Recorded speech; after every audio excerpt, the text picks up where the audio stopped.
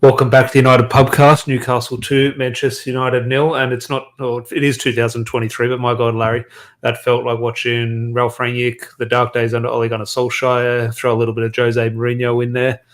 United and Erik ten Hag have turned a corner. There's no doubt. There's no hiding from that, which is a good thing. Obviously, that is something we can't sort of forget. But like Roy Keane says, a leopard won't change its spots. And it just had a real feeling of a throwback to sort of those sort of, I wouldn't say dark old days, but just the boring days. We think, oh, God, okay, this team's not it. Now, we have had those days this year where we think this team is it. The Carabao Cup final, Barcelona, etc., Manchester derbies. So it is there. But unfortunately, those performances like this are still in the back pocket of these players. So not a good Monday for us. So talk to me, mate. I would ask how you're feeling, but like everyone else, I assume I know the answer. Yeah, Tom, very disappointing performance. And I like how snappy you were straight into it, mate. We didn't even beat around the bush. You just straight went in for your disappointment of the Monday, and I'm with you. It wasn't a good performance. And I got to be honest, following the international break, I did expect United to be reinvigorated, show some energy, considering a number of those players actually didn't go away in international duties. And the ones who did, Scott McTominay and Sabitzer, Erik ten Hag said, oh, you want to score goals for your international squad? No problem. I'm going to put you straight into the starting lineup. Fred sits on the bench. No problem. It didn't eventuate. Within the first 5 minutes, you knew which team was winning this game of football. And that's not to say that Manchester United could have gotten a draw. Maybe they could have, but only one team was going to win that game, and it wasn't the boys in red. The players, look, we've had this discussion so many times. Okay, Ralph Rangnick, Ole Gunnar Solskjaer, now Erik ten Hag. Now all the discussion has rightfully been very positive around Erik ten Hag, but that, yeah, I did share that feeling after 5 minutes. You knew this game was over. You knew, okay, this Manchester United players aren't up for it. So ultimately, we have so many discussions in previous years about the manager. Is he the right man to get this sort of most out of the players? Now the discussion, obviously, and rightfully, in my opinion, turns to the players, and they have to take responsibility. But you discuss the team selection from Erik ten Hag, and we'll discuss individuals as we go. Not being up for it, or not sort of being at it from the start, down to team selection. Now, obviously, the individuals have to take responsibility if they're being put out there, whether they're ready or not. They need to sort of perform better. But in terms of a percentage split, where do you put that sort of lackluster start to the game down? Was it the wrong team selection or the players who were selected? They weren't at it. Tom, it can't be player selection. At the end of the day, we saw Anthony Martial come on. We saw Jadon Sancho come on. No, but that first 5 minutes, I was Newcastle won this. These players aren't at it. That's the thing. And we've seen these same group of players beat Manchester City. We've seen these same group of players beat Arsenal. So beat Liverpool. These are players that have given us positive feelings this season, but it just wasn't there. And sometimes just in a long season, this has been the concern. And we have sat here and we have said, I'm not going to blame the team selection on this game. I'm going to blame Erik ten Hag's team selection against Nottingham Forest in the League Cup or against other opposition teams in the FA Cup. Yeah. That's where he's gone it wrong, where you and I have come on here and said, all right, we've gotten the result, but Eric, are you putting a little bit too much on these players? And now the question mark is massive, and it gets bigger with every football game. Now we got to go to Brentford in 3 days' time. These players look tired, but there's no room for rest. So I think it's a concern, and obviously you hope it's a blip, but you look at that performance and the potential for United to almost derail all the good work they've done. I don't mean to be negative, Tom, but based on today, you have to say the potential's there for that to happen. Yeah, well, we'll get into the ladder and I'll look on foot. I think Tottenham play tonight against Everton. Everton are down near the bottom of the table, so you assume Tottenham win that. Then I think Tottenham go into third. Now, obviously, games played more than us. Then obviously Newcastle go to fourth. We're out of the top four in about 12 hours' time, very likely. So we'll have a discussion around the top four, Chase. And I want to stick on Erik ten Hag now. Look, criticism of Erik ten Hag, it's not criticism. It's discussing what's in front of us. Obviously, he can do no wrong in our eyes. Well, he has done a little bit wrong. But ultimately, perfect man for the job. No huge critique of him, but I think he's where I do want this discussion to start. But I'll say good day to some people in the live chat, so make sure you do get all your thoughts in. Do appreciate it. Vox, good to see you, mate. Very poor performance more than anything yesterday. Newcastle could have bagged a hatful. Hell, we're lucky to be 2-0 at the end of the day. Could have been anything. Dion, good to see you. Most unpleasant. Very unpleasant as well. We'll get into Weghorst. The Weghorst experiment has surely come to an end. I don't know if you... Well, I agree 100%. Can you call it an experiment? It's gone on for far too long to be an experiment, but I do agree. I think Anthony Martial does come back in here.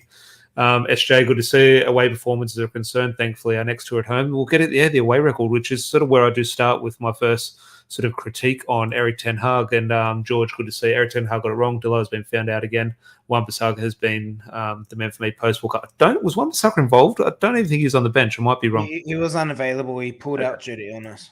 Okay, so yeah, look, I would have gone Wan-Bissaka at the start, but obviously if he wasn't available, Diogo Delo gets his spot. But Erik ten Hag on that, look, the main criticism obviously comes, you rightly so, in regards to not so much this team selection in mid-February or something with the Forest game, or I think Real Betis were quite comfortable. I forget all these games where we're quite comfortable. You don't need to go as strong. I think Charlton as well was quite strong from memory. Maybe it wasn't. It was one of those games around there. So that is where team selection has been wrong for Erik ten Hag, in my opinion, in regards to adding a sort of needless workload onto some of these players like Bruno Fernandes, etc. But my critique in regards to this isolated performance, we can get into team selection. I thought it was pretty much standard, except for the right back situation. So no huge criticism of me towards the starting 11. I did see it was him adapting to, let's say, look at those first two games against Brighton, especially Brentford, but this one as well. Look, it was an old school game of English Premier League football. Now, English Premier League football, you don't need to play great football to win. You just need to win. That's how you win.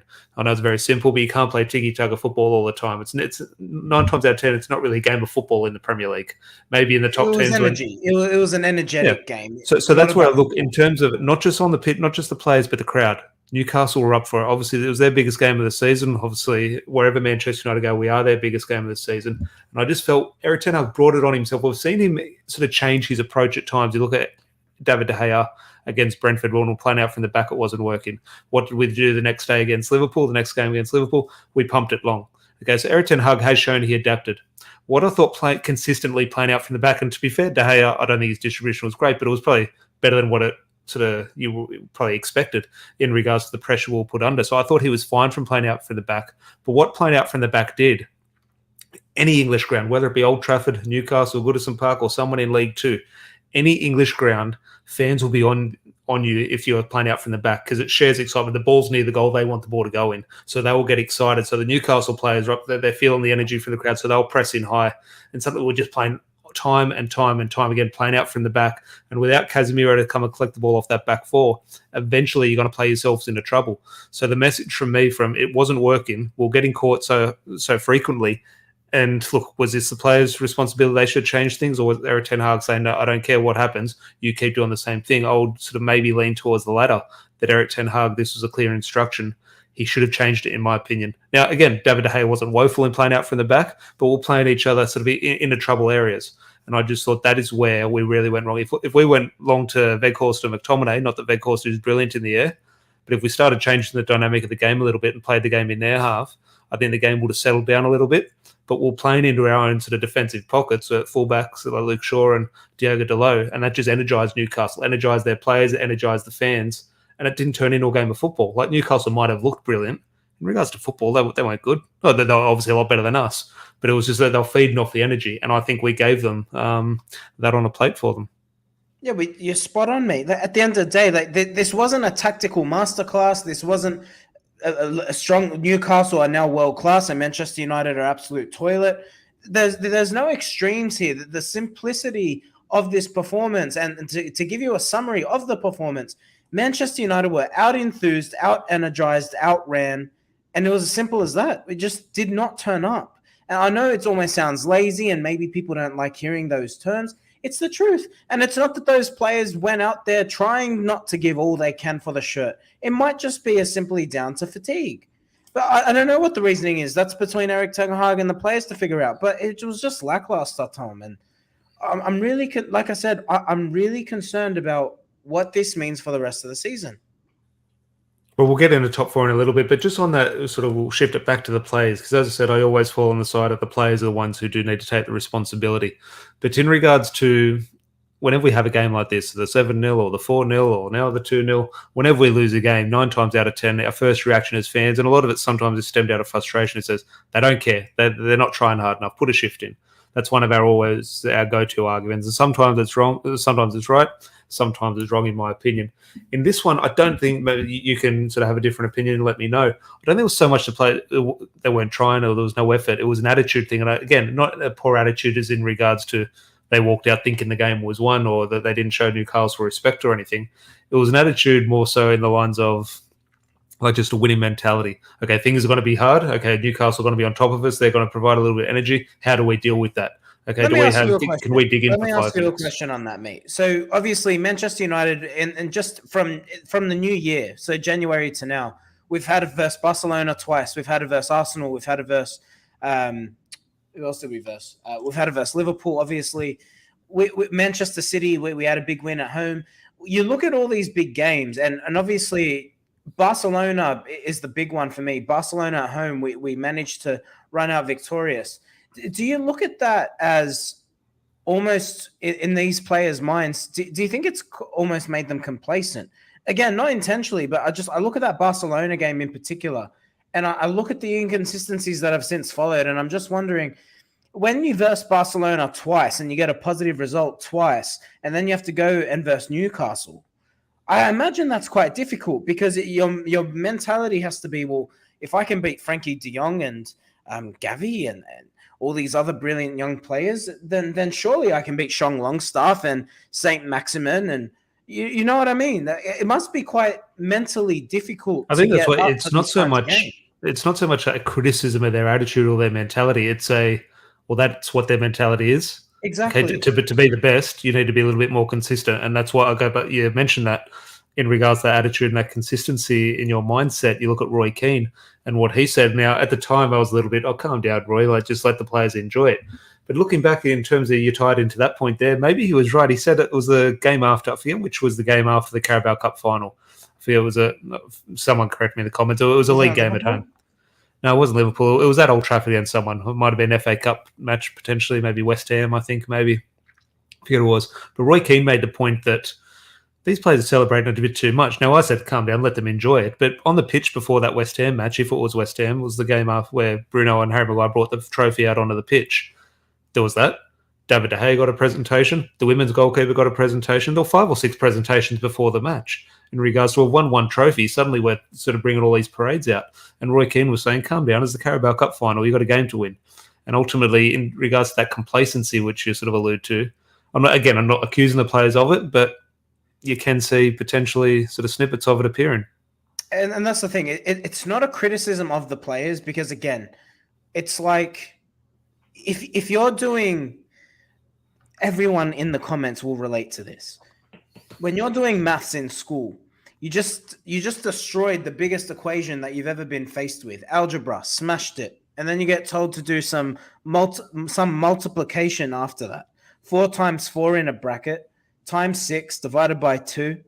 I mean, it seems easier than algebra, but I tell you what, you're going to be complacent because, I just solved all the really difficult stuff. I just done calculus. I'm not going to look at this simple but that's what it is, right? Like it's mental, and this is the thing that people don't place enough emphasis on when they talk about sport. The mental side of the game is more important, not equal, more important than any physical aspect of the match. It's not about physiology. This is purely about mentality. And I think this is a lesson to some of these players to say, it doesn't matter. This is the Premier League. And Rafael Varane made comments last week, interestingly enough. He made the point, every game is competitive. It's not like La Liga. And this will be a big lesson to these players. And again, I'll come back to the Brentford match. We're going to see what these guys are made of. On the player selection, Tom, let me ask you this. Obviously, look, we got out enthused. I don't care if you had Paul Scholes in midfield. I think United were always going to lose that game. But on the midfield, I do need to ask you this question. Were you concerned? Obviously, we saw Marcel Sabitzer deployed in the deeper position for the first time and McTominay given a license to get forward. How did you assess that midfield combination? Did you think it worked? And is it something that Erik ten Hag would look to explore with? Because, again, Casemiro is still unavailable. Eriksen's still not part of the squad. So give me your opinion on the midfield combination that started today. Well, yeah. The answer, do I think it worked? No. Well, I know for a fact it didn't work. It was one of those very clear as day. But it was a weird dynamic in regards to, as much as we've criticised Fred and McTominay for not being number sixes and being able to come pick the ball off the back four, and as brilliant or as good as Sabitzer has been since his arrival, Sabitzer's just as much in the same category as Fred and McTominay in regards to picking the ball up off the back four. It's the last thing he wants to do. However, it's not his game. So while I'm not sort of so critical of Fred and McTominay as others are, I'm not going to be too critical of Sabitzer. It's simply not his game. Then I look at McTominay potentially being given a more preferred role higher up the pitch. I was looking, technically he's taken up that area of the pitch, but I was looking at his job and what he was really you could see what he was focused on. It was a defensive job. He was getting really tight to Bruno, Newcastle's Bruno. So it looked like, okay, he was high up the pitch, but it was a defensive job. And I just think sometimes that's given to Fred a little bit higher up the pitch in regards to his energy. So I thought McTominay was higher, but in regards to a real box-to-box or number 10, not really. It seemed like a defensive sort of ideal. And then Bruno Fernandes, I don't know what to make of Bruno because it's one of those ones. He's run himself into the ground. How sort of critical can you be? It's a tricky one when you discuss his performance. But I think all those three moving parts not on the same page and not working together and sort of not having a good individual performances impacted each other. No, it sort of didn't really help each other. So ultimately, look, we score an early goal and Bruno Fernandes puts in the top corner. We're saying it's the right midfield selection. Ultimately, the evidence we have showed me that it was the wrong one. But there's a few other points I want to get into, so I'll just go one or two more live or chats in the live chat. Dion here, I agree completely. Eddie Howe needs a good hide, and to be fair, Newcastle have rubbed me. And look, fair play to them, they've won. But they've rubbed me up the wrong way the last couple of weeks, Newcastle fans. Ashby, good to see you. Evening, lads. I think the lads didn't get off the bus, unfortunately. Definitely hope they turn up on Saturday night. We're in the pub. Obviously, Man Utd against Everton here in Sydney on Saturday night is 9:30. So if you are in Sydney, come down and catch that one with us. And Adam here, good to see you, mate. Hope all is well down in Tassie. Evening, lads. Very, very disappointed from today's result. Must bounce back against Brentford. In regards to attitude, Larry, attitude, mentality, whatever you want to describe it at, how is it fixed? Does Erik ten Hag fix it with these players, or is it fixed in the transfer market? Look, he has to fix it with these players. It has to be the solution has to be with this group right now. Because if this group don't want to buy in, we're not making top four, mate. It's as simple as that. And I think we've come too far this season for this group of players to capitulate and risk us not qualifying for the Champions League. It would actually be unforgivable, honestly. After everything that we have achieved this season, it would be unforgivable. Now, United are in a really awkward position in terms of the way the Premier League table has played out. Tottenham are very likely to go into the top four, and Manchester United, on paper, will fall out of the top four. We will have 2 games in hand, and obviously it's up to United to make up those games when they play them. But again, this is going to be a big mental challenge for these players because when they look at the ladder tomorrow morning, there's a good possibility they're going to see themselves outside of those Champions League positions for the first time in a long time. And it's up to them. We hold our own destiny in our hands. They need to decide, am I a Manchester United player or am I everything Roy Keane's ever said? Am I a leopard that never changes its spots, or am I going to be a player that's going to be part of this squad that dares to challenge for the 21st title?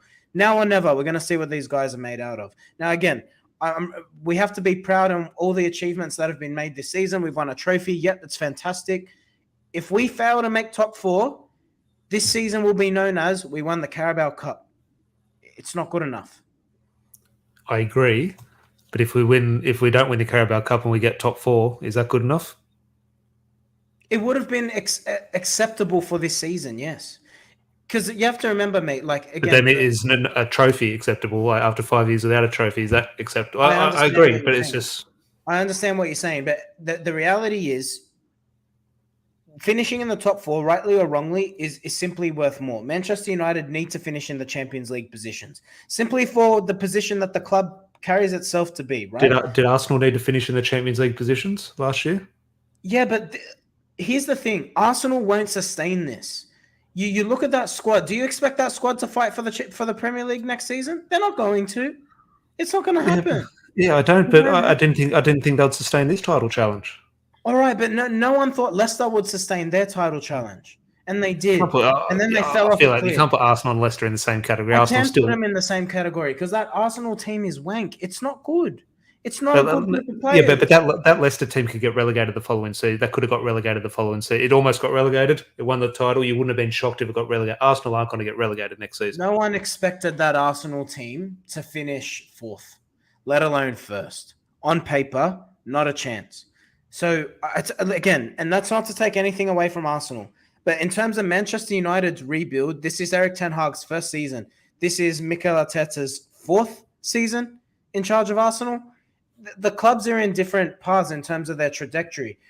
Erik ten Hag could have can still ill afford to qualify for the Champions League. Now, at the end of the day, Manchester United is a big football club, and depending on the ownership situation, maybe all of what I'm saying is redundant. But ultimately, Tom, this group of players need to finish in the top four. We've been in the top three for a majority of the season. It would be an absolute disgrace for this same group of players to fail to qualify for the Champions League. As simple as that. Interesting, yeah. And look, I don't disagree with large parts of that, but yeah, I'm still, which I know you are very happy we have won a trophy. I still look at it. We've won a trophy this season. Now, that's not to say I don't expect or / demand United continue and have a strong season, strong finish to the season. But ultimately, I wouldn't go as firm as saying unforgivable. That'd be extremely disappointing. And well, it's not to say sack all the players if it happens, but it would be unforgivable. So, like, a player would have to lose his Manchester United career if something like that happened, because that means there is someone. Well, I think some players will, regardless. Well, so I'm saying. Well, we'll go into individuals before we sort of scrape some type of positivity out of individuals. Dion puts in here, what do you make of Sancho? So on Sancho or anyone else individually, there's a lot of discussion what centre around Jadon Sancho in regards to this, to be fair. 4-3-2-1s, Jadon Sancho or any other individuals, anything sort of alert you this morning? 3-2-1 is going to be a hard slog. Jadon Sancho, I'm happy to see Martial back. I thought the football looked better. And look, again, Val Veghorst, appreciate all he's done. We know what he is. Martial has to start against Brentford. Spoiler, we will do a match preview, but here's your spoiler. Anthony Martial has to start against Brentford because he's by far, he's double the player. And he's injured all the time. I understand that. But if he's fit, you got to play him because the quality difference between the two is phenomenal, indescribable. If you're a betting man, and in Australia there's a lot of sort of conflict around sort of betting advertising in recent days. If you're a betting man, Larry, is Anthony Martial fit for Brentford? Of course, yeah, he'll be fit. Come on. You're poking fun, mate. You're taking the piss. Look, I'd love to see. Look, I'm on here with you. I want Anthony Martial to play. Of course I do. I've been calling out with you for weeks. Their sweet time bringing him back into the squad on purpose. And I think they've done that purely because they're looking to see how do we sustain him into the squad once he's back. And I think this was a hip injury. I think he could have been back 2 weeks ago. Again, Erik ten Hag himself said he'll be back against Southampton. Here we are, 2.5 weeks later. I think they've taken their time on purpose with the aim of keeping him fit for the rest of the season. If he's fit, he has to start. And it's a shame because I think if we would have won this game, you could probably afford again. Keep him on the bench, give him more minutes, bring him on at halftime, but he's got to start now. United can't afford to lose to Brentford. It's a must-win. Yeah, it goes close to in that must-win category. And look, Newcastle sought revenge against Man United after the Carabao Cup final, so they were up for it. Brentford beat us 4-0, so we better be up for it and sort of get a little bit of revenge ourselves. So we'll try our best to scrape. It wasn't 7-0 at Anfield, or it wasn't 5-0 at the Etihad or anything. It was 2-0 against a team that's above us in the league. So it's not a disaster in regards to, on paper, the scoreline. So we have lost 2-0 to Newcastle. We'll do our best to scrape some 3-2-1s out of the bottom of the barrel. So 3-2-1 votes in the comments below. Try and get your comments in and keep them as realistic as possible, Larry. Daya. He was kept busy. But made some big saves. And look, again, him saying he's perfect playing out from the back, and that's a discussion for another day. But ultimately, in regards to his weakness from playing out from the back, the pressure we put on it, Sabitzer had a shot at him one stage. Delo was playing his left foot. Rafael Varane was playing his wrong foot. I'm just saying, for the pressure he was put under, he wasn't finding a Newcastle shirt. He was finding a red shirt. And too often, even with plenty of time on the ball, he often finds an opposition shirt. So I thought David De Gea had a pretty solid performance. Yeah, I thought Martinez was actually decent. We're watching different games of football. I thought it was all right.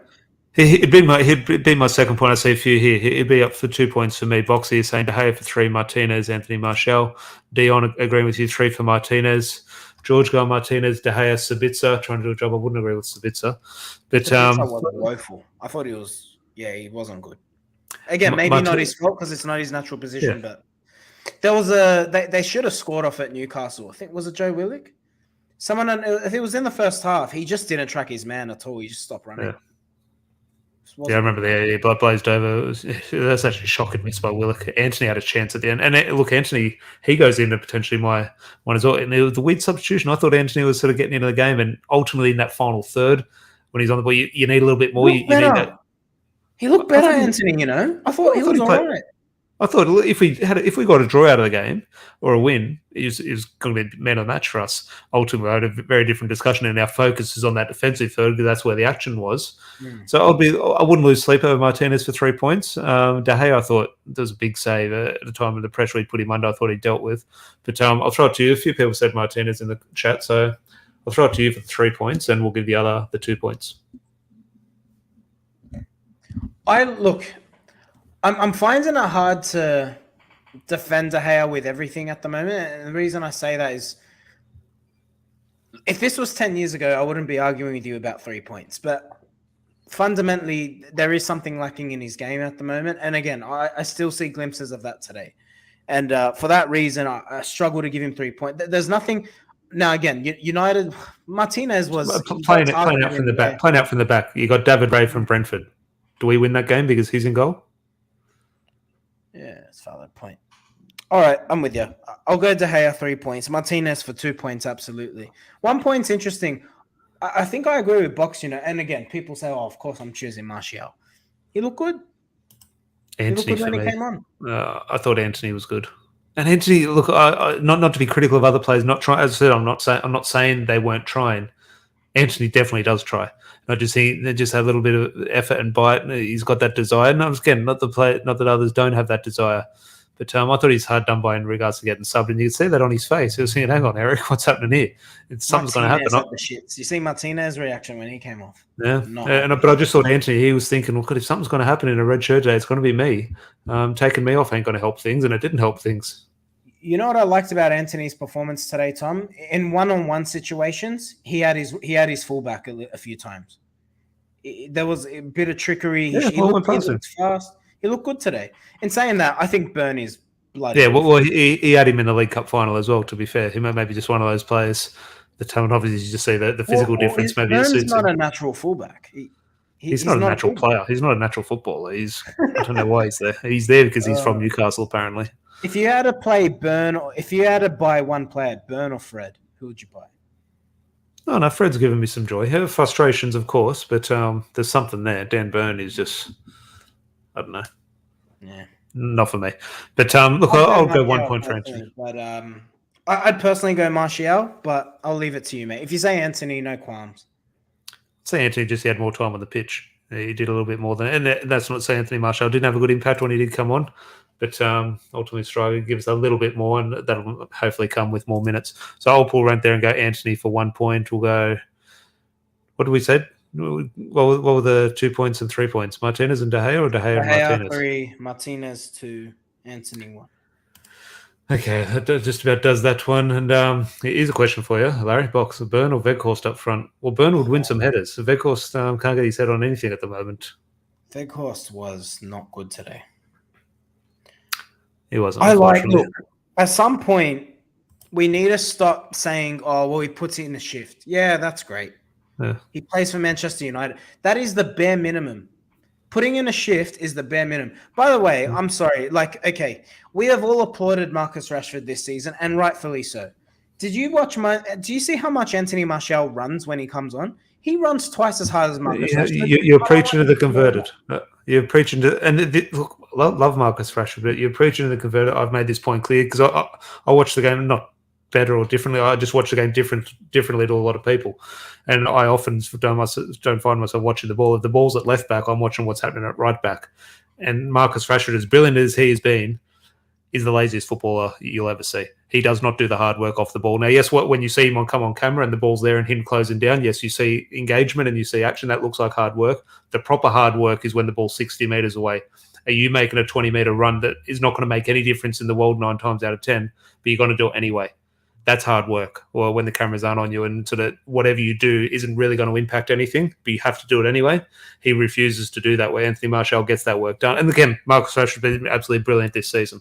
But when it doesn't happen, when it doesn't work, your work rate and attitude does need to be called out. And that's something I think we'll always stick with Marcus Rashford. That's something we could look at Cristiano Ronaldo at and say, does he do that? Well, no, he doesn't, but he had goals to back it up. Rashford's had those goals to back it up this season. Fair play to him, and fingers crossed those goals start returning. But his work rate today was back to the unfortunate sort of error under Ralph Rangnick and Ole Gunnar Solskjaer. But fingers crossed, as I said, it was a blip. And if the players start a little bit more positive, that'll give them that energy to sort of go on for a positive performance on and off the pitch. So anything else in regards to the game? Harry Kane obviously linked a little bit today. I just think, well, he obviously is linked with Manchester United. Obviously, there is a interest there. This story for me is simply exactly what Rich Darnold, Ed Woodward, the Glazers do. Disappointing result. We're signing Harry Kane. So all the attention goes on the transfer talk rather than discussing what happened on the pitch. So I don't see anything new in this story. I don't know who broke the story. I think it might have been Samuel Luckhurst. I'm not sure. It might have been the Manchester Evening News. But saying Harry Kane is the number one target. I think he potentially is. However, this actual story, I think, is nothing. Yeah, I'm with you. I think Harry Kane coming to United is probable, to be honest. I think there is a desire for him. Look, again, I don't know Harry Kane now, but at the end of the day, the fact he pushed so hard to go to Man, and he did. Let's not rewrite history. He wanted to go to Manchester City, and he pushed hard for it, and he didn't play their opening game in the season. He tried to force that through, and I think now he's 2 years older. He's got 1 year left. If you're Daniel Levy, you have to cash in. Simple as that. And he's a businessman at the end of the day. He'll look to make as much money as he can out of the deal, and rightfully so. But at the end of the day, Harry Kane should be in red come the summer. Now, in terms of him coming to this actual story, look, there's nothing in it, but we're going to see these sorts of stories written. There's going to be hundreds of them between now and July before United go on tour, particularly when we go to America. I can't wait for a Wrexham United player to put in a performance and be linked with Manchester United. You're laughing, Tom. I guarantee you it will happen. I guarantee you it will happen. I think the advertising for that, I think I was listening to the Talk of the Devils, and I haven't seen too much of that, but apparently there's a match poster for that, which is part of pre-season now, obviously. Apparently the United actually put it, I don't know whether it be a statement or, but alluded to the idea that it is going to, a youth squad in terms of the big players aren't going to be there. And I think ultimately, okay, fair enough, that's good, no issue, but not often they would, like last year in Melbourne, they were using Ronaldo on every poster they could. And I'm just thinking, like, look, probably fair play to them in regards to being honest. That is a good thing, but surprising. It's a weird one. Obviously, it's very unique friendly in regards to Wrexham in terms of their situation and why would they be travelling. I understand that. It's a little bit of a novelty who their match. owners are, mate. Yeah. What did you think? Was I discussing with you or George or Vin? I forget the ad with Sir Alex Ferguson. It wasn't with me. What did you think of it? Did you like it? I thought it was funny. I was hating it. The first 30 seconds I was going, this is shocking. Get this off my screen. How could Sir Alex sort of stoop to this level? What have United done? Why have they got him out to do this? And then ultimately, when Sir Alex opened his mouth in that line, that changed the whole video for me. I thought it was extremely well done. That's why it's perfectly perfectly produced. Yeah. I think that was the aim. It's like, what's going on here? This is really cringy. And then it was on mute. Like it's funny. So no, it was a great ad. And it needs it. Like at the end of the day, who's going to go watch Wrexham FC? Again, with all due respect, it needs a class. It needs someone with a name to touch it. And Sir Alex Ferguson moves the needle. Yeah, definitely does. There's a comment here. We touched a little bit earlier, Chris, in regards to Jadon Sancho, but obviously Larry and I discussed Jadon Sancho a lot in regards to off-air here. But can we talk about Sancho? How many more seasons do we give him? Bit of a longer topic, Larry. Maybe a separate video, a day or two. Yeah. Yeah, just stay tuned. Like we got time between now and the next game. We'll do a video on Sancho, and we'll talk about that in a bit more detail because I think it needs it. I think there are many facets and many reasons why he's potentially not working at United, and I don't think all of that is his fault. But we'll get into all of that in a separate video, Chris. So stay tuned for that. It'll be a healthy debate, that's for sure. In regards to the debate, we'll start to wrap things up, Larry. As I said, we touched on Harry Kane there, but it has gone quiet. You just said earlier, probably a good thing. The ownership situation has gone quiet in regards to news. There's maybe positives to see in that. But in regards to news, there is nothing much to discuss there in regards to Qatar and Sir Jim Ratcliffe, etc. Anything else sort of tickle your fancy before we do wrap up? I'm a little still just obviously after a defeat, but just flat. And I sort of often these Mondays this season has been quite upbeat because usually it's off the back of a good result, but this one was a real kick in the nuts. Yeah, it was a kick in the nuts. But speaking of that, I'm going to go watch WrestleMania in a moment. So if anyone knows the results of what's happened, please don't post it. I don't want to block you. But Tom, I'm happy to move on. The referee didn't, like you said, it's a kick in the nuts. It's a low blow, but it's all right. I'm going to go watch WrestleMania and I'm going to forget all about it.